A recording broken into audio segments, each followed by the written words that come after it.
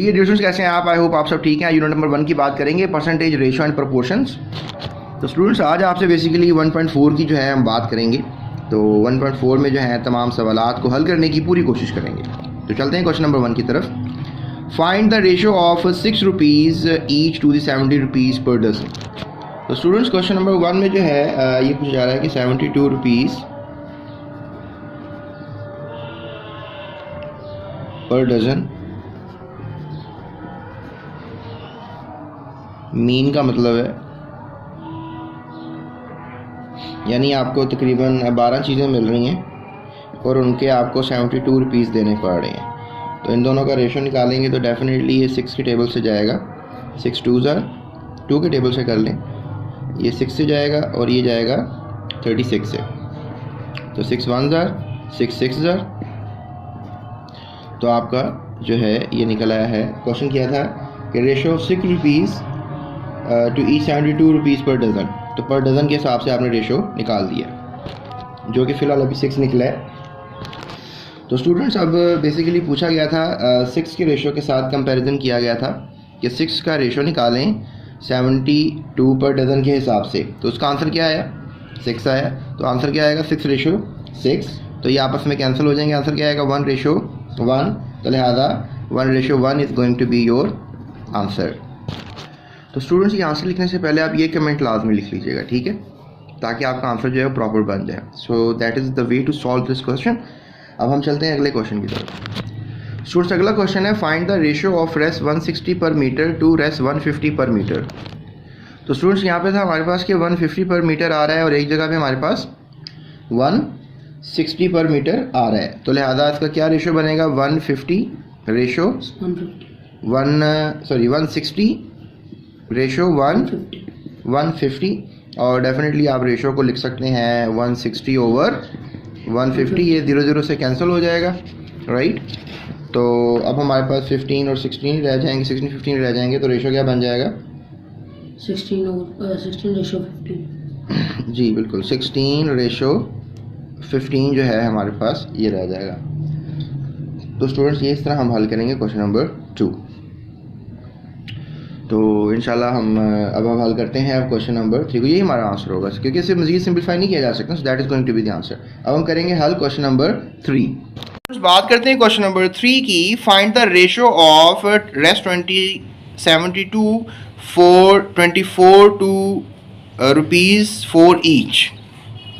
तो स्टूडेंट्स रेस्ट 72 for 24 means का मतलब है कि अगर आपके पास टोटल 72 हैं, उसका आपने 24 का अगर आप रेशो निकालना है तो दोनों को कंपेयर करेंगे। 72 आउट ऑफ 24 आउट ऑफ 72। अब for each one is rate 4, right. तो यहाँ 3 लिखा हुआ है, we just need to go for it.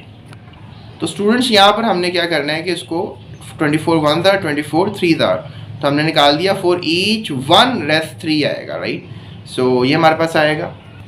उसके बाद स्टूडेंट 72 for 24 और फॉर ईच 4 का निकालना है रेशो। तो इसका रेशो क्या निकला है हमारे पास? 3। तो यहाँ पे जो है इसका रेशो क्या निकलेगा? 4। That is the simplest ratio, ये required. So that is the answer. Students अब हम बात करते हैं क्वेश्चन नंबर 4 की। तो a square A has 2 sides 2 centimeter and the square B has side 6 centimeter। हमारे पास 2 स्क्वेयर्स हैं, उनकी एक स्क्वेयर की जो साइड है वो स्क्वेयर आपको पता है कि उसकी जो सारी लाइनें होती हैं वो इक्वल होती हैं। एक स्क्वेयर 2 सेंटीमीटर का है, एक स्क्वेयर एक साइड 6 सेंटीमीटर की है। तो उसमें हमने फिर इन प्रॉब्लम्स को जो हल करना है, क्या हल करना है? रेशो फाइंड करें। The length of side of square A to the length of side of square B. पहले हमने उसकी लेंथ को लेकर उसके रेशोज़ निकालने हैं।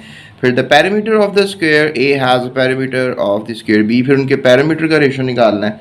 और फिर इस तरह ही हमने एरिया का जो है वो रेशो निकालना है। तो 3 चीज़ों का रेशो निकालना है, लेंथ ऑफ दी साइड का, पैरामीटर का और एरिया का, ठीक है जी, कंपेयर करके।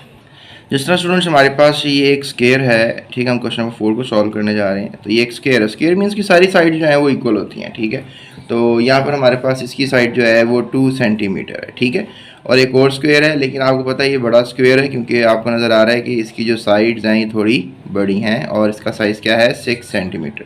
तो अगर एक साइड अगर 6 सेंटीमीटर है तो कॉमन सेंस कहती है कि ये भी साइड 6 सेंटीमीटर होगी। तो ये भी साइड क्या होगी 6 सेंटीमीटर 6 सेंटीमीटर होगी और ये भी साइड 6 सेंटीमीटर होगी. So we have all sides 2 centimetre over here. तो वी हैव 2 स्क्वायर्स राइट. तो हमने जो है वो रेशो निकालना है.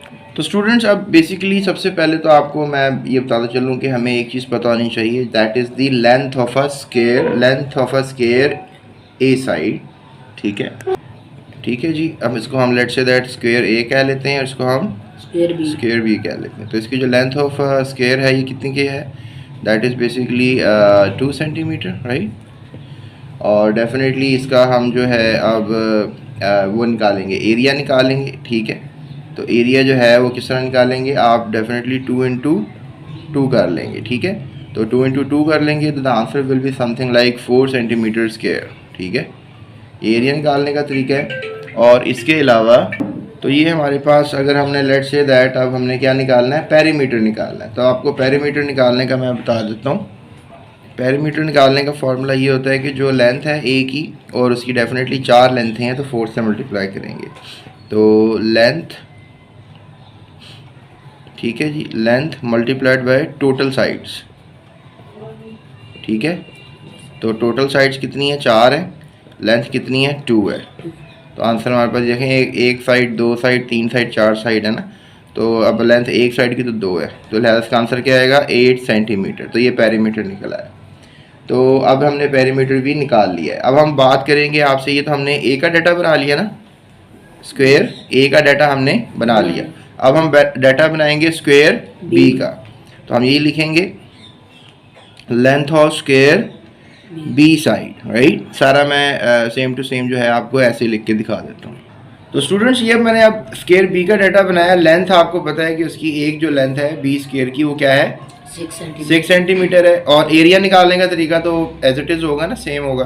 तो मैंने निकाला 36 सेंटीमीटर बना और पैरामीटर निकाला तो वो बन गया डेफिनेटली उसकी अब 6 सेंटीमीटर की एक लेंथ और टोटल 4 लेंथ है. हर स्क्वायर की 4 साइड्स होती हैं. तो मैंने 4 से फिर मल्टीप्लाई किया तो I have the answer 24 centimetre. तो स्टूडेंट्स अभी हम जो है वो लेंथ का रेशियो जो है वो मालूम करेंगे. तो आपको पता है कि जो ए साइड है या ए स्क्वायर वाला रेशियो है, length of square A, length of square A side, और उसको हम कंपेयर कर देंगे रेशियो के साथ, किसके साथ, length of square B side, length of square B side. तो अब इनकी लेंथों को जब हम कंपेयर किया तो हमें पता लगा इसकी जो रेशियो है वो 2 है, लेंथ 2 है. इसकी जो लेंथ है वो क्या है 6 है. तो इसको दोनों को कंपेयर किया तो आंसर क्या आया 2:6. तो 2 1 2 3 1/3. तो हमें क्या पता लगा रेशो 1:3 जो है इसका लेंथ का दोनों स्क्वायर्स की रेशो है. तो अगर आप ये मेमोराइज कर रख पाएंगे तो फिर ये आपको ये याद रहेगा. ठीक है.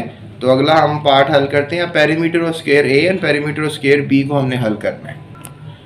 तो यहाँ पे मैं लिखूंगा perimeter of square A, perimeter of square A, और रेशो लगाऊंगा perimeter of square B, perimeter of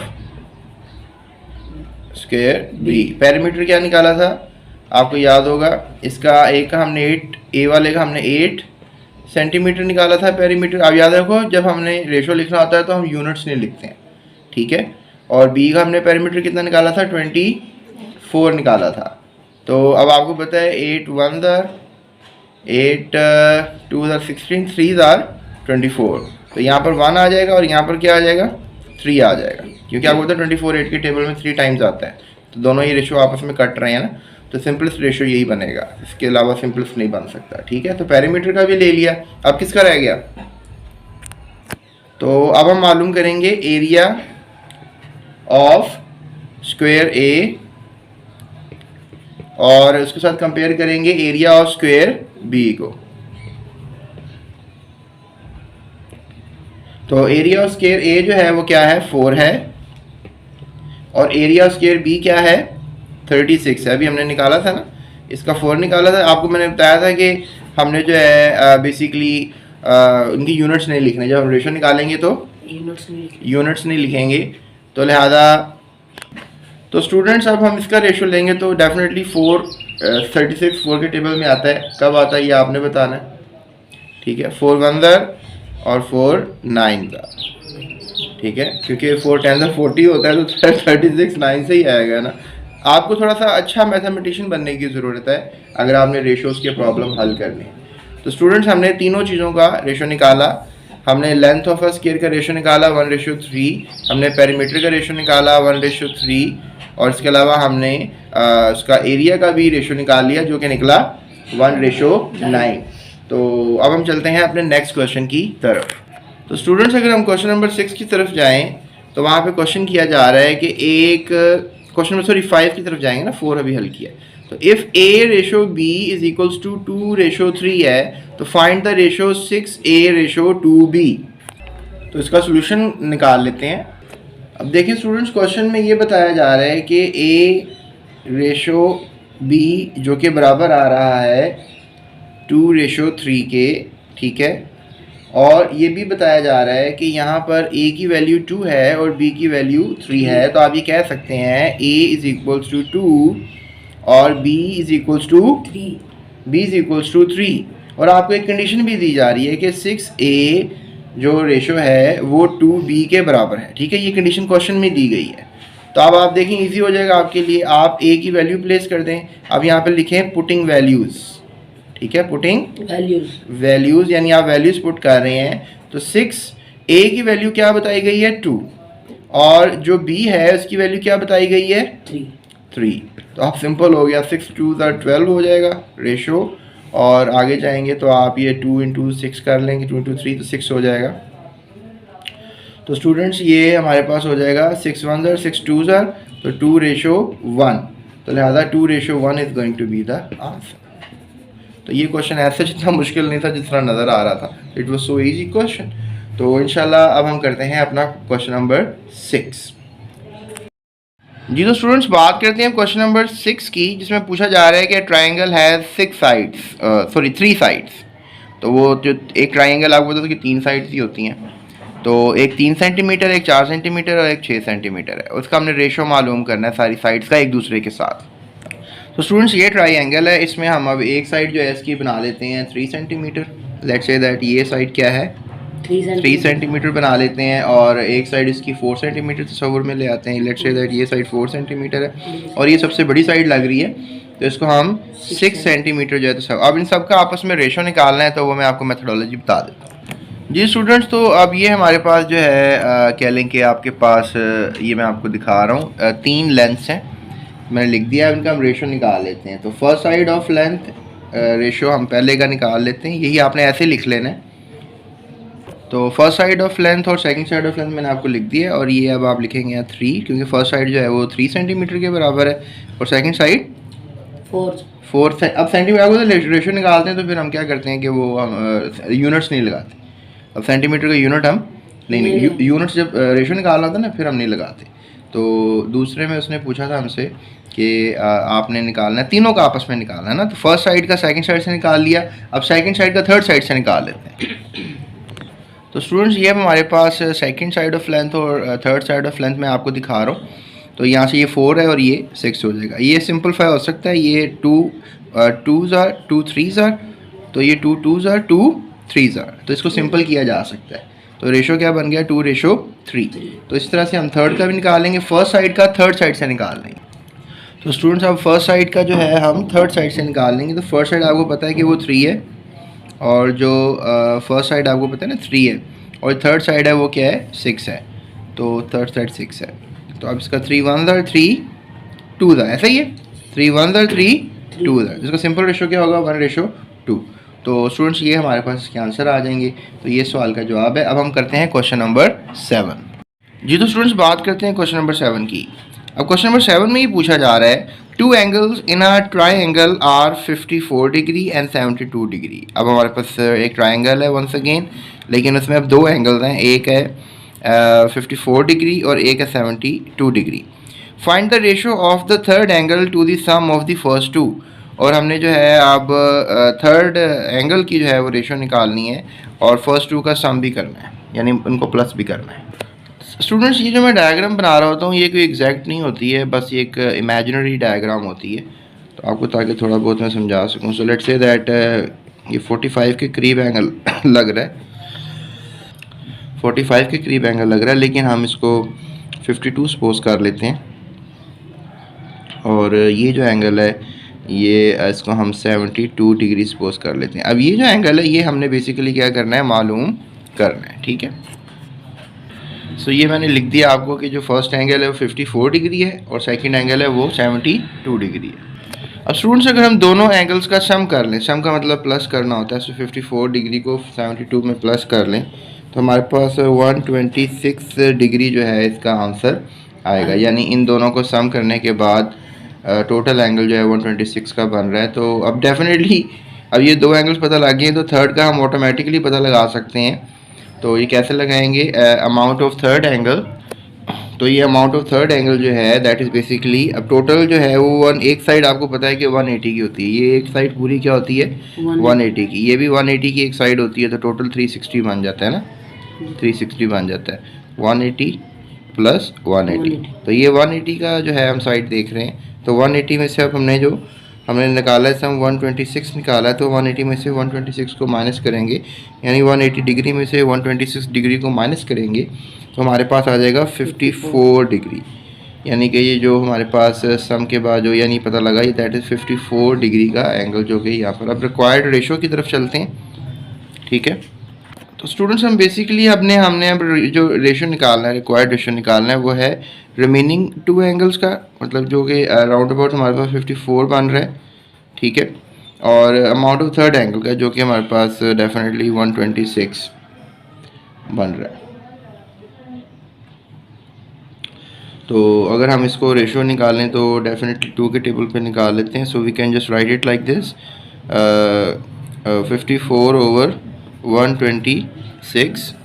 तो इसको लिखा जा सकता है, इसको 2 से डिवाइड कर दें, ठीक है, तो ये चला जाएगा 2 से, तो 54 को 2 से करेंगे तो 27 से जाएगा, और नीचे करेंगे तो 50 और 13 15 13 63 से जाएगा, राइट। सो अब मज़ीद अगर आप देखते हैं इसको तो ये 3 के टेबल में 9 से जाएगा, और ये 3 के टेबल में डेफिनेटली जाएगा 3, तो ये 21 से जाएगा। सो अब 3 से जाएगा, और 3 7 से जो है वो 21 होता है। सो ये हमारे पास होगा इसका एक रेशो, यानी हम ये कह सकते हैं कि इनका जो उसने रेशो पूछा था इन क्वेश्चन 3:7 आया है। यानी कि बेसिकली उसने कहा था क्वेश्चन में find the ratio of the third angle to the sum of first two. तो सम ऑफ फर्स्ट टू, ये अमाउंट ऑफ थर्ड एंगल की बजाय मुझे लिखना चाहिए था, तो स्टूडेंट्स इसकी बजाय आप थर्ड एंगल लिख लें, क्योंकि थर्ड एंगल है जो क्वेश्चन में है। सम ऑफ फर्स्ट टू जो है हमने निकाला तो 126 था ना, सम जो निकाला हमने, ये हमने सम निकाला था, सम ऑफ टू एंगल्स 126, तो इसका हम रेशो निकाला, तो that is the ratio basically. तो students that is the answer. अब चलते हैं हम अपने अगले क्वेश्चन की तरफ। तो बात करते हैं आपसे हम क्वेश्चन नंबर 8 की। अब क्वेश्चन नंबर 8 में जो है हमसे सवाल किया जा रहा है कि Ali father earns a salary of 40,000 in a month while father's monthly expenditures is 35,000। Ali के फादर हैं जो कि 40,000 महाना कमा लेते हैं, और उसके जो फादर का एक्सपेंस है वो तकरीबन 35,000 रुपये है। तो अब ये रेशो हमने जो मालूम करना है किस लिहाज से, इनकम टू एक्सपेंडिचर, यानी उनकी इनकम कितनी है और उनका एक्सपेंडिचर कितना है, इसका रेशो। एक्सपेंडिचर टू सेविंग्स, अब उनकी डेफिनेटली सेविंग्स भी 5,000 ही होंगी ना, तो एक्सपेंडिचर उनका 65, उसका रेशो निकालना है। इनकम टू सेविंग्स, और इनकम को लेकर और उनकी सेविंग्स को लेकर भी रेशो निकालना है। 3 रेशोज हम निकालेंगे, तो जल्दी से निकाल लेते हैं। तो स्टूडेंट्स अगर हम सॉल्यूशन की तरफ जाएं तो सैलरी जो है वो 40,000 है, 35,000 रुपये एक्सपेंडिचर है, तो डेफिनेटली अब सेविंग्स निकालनी है, तो जो टोटल सैलरी है उसमें से क्या करेंगे, टोटल कर देंगे 35,000 रुपये माइनस, तो 5,000 रुपये सेविंग्स आ जाएंगी। अब उसने कहा कि रेशो निकालें एक्सपेंसेस को लेकर, और तीन बातों का जो है हमने रेशो निकालना है। तो वो 3 बातें क्या हैं, income to expenditure, expenditure to savings and income to savings. तो स्टूडेंट्स अगर हम निकालें रेशो जो निकालना है वो बेसिकली इनकम का और एक्सपेंसेस का सबसे पहले निकालना है, ठीक है। एक्सपेंसेस यानी एक्सपेंडिचर, इनकम एंड एक्सपेंडिचर। तो लिहाजा इनकम कितनी है 40,000 और एक्सपेंसेस कितने या एक्सपेंडिचर्स कितने हैं 35,000। तो लिहाजा इसको आप करेंगे आपस में कैंसिल, तो 40/35 आ जाएगा। तो फिर ये 2 के टेबल से या आप देख लें इसको 5 के टेबल से देख लें तो 5 8,000 5 7,000। तो जो हमारे पास रेशो निकला वो क्या निकला 8:7, यानी कि ये किसका हमने निकाल लिया इनकम टू एक्सपेंसेस का या एक्सपेंडिचर का। अब हमने जो रेशो निकालना है वो बेसिकली एक्सपेंडिचर का और सेविंग। एक्सपेंडिचर कितना था 35,000, सेविंग कितनी है 5,000। तो अब हम ये कर लेते हैं, ठीक है। सो हम इसको कैंसिल कर देंगे। सो यहाँ पे 35/5, तो 5 के टेबल में 5 1 ज़ार 5 7 ज़ार, तो क्या रेशो है 7:1। तो इसका जवाब होगा 7:1। सो उसके बाद नेक्स्ट है जी इनकम टू सेविंग्स का जो है हमने अब निकालना है रेशो। तो इनकम कितनी है 40,000, सेविंग्स कितनी है 50,000। तो इसका भी हमें रेशो निकालेंगे। तो we just really got the answer of 8 over 1, 4 8 ज़ार 5 8 ज़ार एंड 5 1 ज़ार। So 8:1। So that makes an idea, right. So हमने 8:1 इसका निकाल लिया। सो ये हमारे पास इस सवाल का जवाब था। अब चलते हैं अगले सवाल की तरफ। स्टूडेंट्स क्वेश्चन नंबर 9 में पूछा जा रहा है कि a square has square A has side 6 centimeter and square B has side 8 centimeter। एक हमारे पास अब स्क्वायर है, उसकी साइडें ली जा रही हैं। लेट्स से दैट ये हमारे पास एक स्क्वायर है, ठीक है। ये हमारे पास एक स्क्वायर है और इसकी साइडें ली जा रही हैं। एक साइड थोड़ी सी बड़ी कर लेते हैं, ठीक है। सो थोड़ी सी बड़ी, स्क्वायर मतलब सारी तरफ से इक्वल नहीं है ना। सो यहाँ पर हम कर लेते हैं इसको, ये हमारे पास स्क्वायर है और ये हमारे पास 6 सेंटीमीटर यहाँ से। लेट्स से दैट ये साइड 6 सेंटीमीटर है और दूसरी साइड जो बी साइड है ये वाली साइड, लेट्स से दैट ये वाली साइड ये 8 सेंटीमीटर है, यानी ये साइड थोड़ी सी बड़ी है, right. So that makes an idea of square, right. तो उसमें क्या क्या रेशो मालूम करना है, the length of side A with the length of side B, the area of square A to the area of square B. आपको मैंने पहले भी एरिया से रिलेटेड कुछ सवाल करवाए थे, तो अब जरा फार्मूला मैं आपको बता देता हूँ। तो स्टूडेंट्स अब लेंथ ऑफ साइड ए आपको नजर आ रही है 6 सेंटीमीटर और area of square A, area निकाला है ना आपने। तो क्या करना होता है कि दोनों लेंथों को आपस में मल्टीप्लाई करना होता है, तो वो सेंटीमीटर स्क्वायर में आपको एरिया बन जाएगा, 6 6 से 36 हो जाएगा। इस तरह फिर लेंथ ऑफ बी साइड आपको 8 सेंटीमीटर है और फिर बी साइड का अगर आपने एरिया निकालना है तो 8 8 को मल्टीप्लाई करेंगे 64 सेंटीमीटर आपको एरिया बन जाएगा। अब जो रेशियोज रिक्वायर्ड है आपको, राइट, उसको देख लेते हैं। तो स्टूडेंट्स जो रेशियोज आपको रिक्वायर्ड है उसमें कहा जा रहा है कि लेंथ ऑफ स्क्वायर ए को आपने रेशियो निकालना है लेंथ ऑफ स्क्वायर बी। ए की लेंथ 6 है, इसकी 8 है। सो इसको हम अगर रेशियो निकालेंगे तो 2 3 ज़ार 2 4 ज़ार। सो क्या रेशियो बन जाएगा 3:4। तो ये इसका आंसर होगा। उसके बाद दूसरा भी हम निकाल लेते हैं ratio, area of square A side with the area of square B side. तो अब यहाँ पर देखें जो एरिया था वो 36 और यहाँ पे एरिया 64 निकला था दूसरा। तो अब इनका रेशियो लेंगे आप तो जिसको आप कैंसिल कर दें तो ये 9 और 16 आ जाएगा। तो that is the minimum value. So 9:16 जो है। आपका थोड़ा सा मैथमेटिक्स अच्छा होना चाहिए to do this kind of calculations. तो अगर आपका थोड़ा सा भी मैथमेटिक्स कैलकुलेटर यानी आपको टेबल्स वगैरह अच्छे आते हैं तो आप देखो यहाँ पर कौन से टेबल पे गया है ये आपका गया है 4 के टेबल पे। तो 4 and 9 are 36 and 4 16 are 64। तो फिर यहाँ से आप मजीद को मजीद नहीं कर सकते कैंसिल। तो that is the simplest ratio. तो यही रेशो पूछ रहा था, राइट, रिक्वायर्ड रेशो यही पूछ रहा था।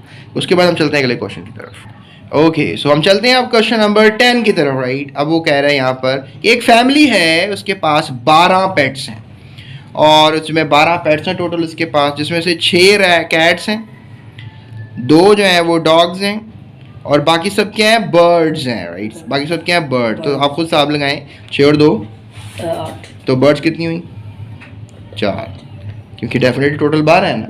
सो दैट मेक्स एन आइडिया। अब रेशो निकालना है बर्ड टू डॉग्स का, बर्ड टू पेट्स का, राइट। बड़ा आसान सा ही लग रहा है जी। तो स्टूडेंट्स टोटल बर्ड जो हैं वो 12 हैं, टोटल पैरट्स यानी तोते जो हैं वो 6 हैं, स्पैरो यानी कि चिड़िया जो है वो 2 हैं। तो टोटल बर्ड्स जो रह गई हैं वो डेफिनेटली आप टोटल बर्ड में से जो आपकी बर्ड्स हैं वो आप कर लें और टोटल में से आप भी देख लें तो कितनी रहेंगी 4 रहेगी। तो रेस्ट बर्ड्स के लिए क्या करेंगे आप टोटल बर्ड में से आप 6 को माइनस करेंगे, फिर डेफिनेटली 2 को भी माइनस करेंगे। सो दैट मेक्स एन आइडिया। 4 जो है परिंदे रह जाएंगे। तो नंबर ऑफ पिजन्स, ठीक है, या कह लें कि बेसिकली बर्ड्स का आपने लिखना है, पिजन्स को तो ज़रूरत नहीं थी लिखने की। यहाँ पे आप लिखेंगे पैरट्स लिखना था, पिजन्स लिख दिया गया। पैरट्स। तो पैरट्स का okay rest of the birds में जो है वो पूछे जा रहे रेशो, तो 2 रेशोज पूछे जा रहे हैं बर्ड्स टू डॉग्स। तो स्टूडेंट्स ये कुछ करेक्शन रिक्वायर्ड थी जो मैंने कर दी है, इसमें बेसिकली पैरट्स की तो बात ही नहीं हो रही। सो कैट्स, डॉग्स, यू नो। तो नंबर ऑफ बर्ड्स कितने हैं? 4 हैं जो आपके पास आपने निकाले हैं। सो नंबर ऑफ डॉग्स कितने हैं? 2, इनका रेशो निकालने, 2:1 बनता है इनका रेशो, राइट। सो इनका 2:1 बनता है, राइट। उसके बाद नेक्स्ट पूछा जा रहा है जी नंबर ऑफ अगेन बर्ड्स और नंबर ऑफ टोटल बर्ड्स। तो स्टूडेंट्स ये नंबर ऑफ बर्ड जो हैं वो 4 हैं जैसा कि आपने देखा, और नंबर ऑफ पैट टोटल आपको पता है 12 हैं, तो इनका रेशो निकाल लेते हैं, तो that becomes 1:3। So that makes an idea. और ये था हमारा आखिरी क्वेश्चन, ये थी हमारी आज की वीडियो। होप सो आपको पसंद आई होगी। चैनल को जाते हुए सब्सक्राइब लाजमी कर दीजिएगा। डिस्क्रिप्शन में नोट्स हैं वो फ्री हैं, आप उनको डाउनलोड कर सकते हैं। इसके अलावा अपने स्टूडेंट्स के साथ वीडियो को शेयर कीजिए अगर आप टीचर हैं, और अगर आप स्टूडेंट्स हैं तो अपने दोस्तों के साथ वीडियो को लाजमी शेयर कर दीजिएगा।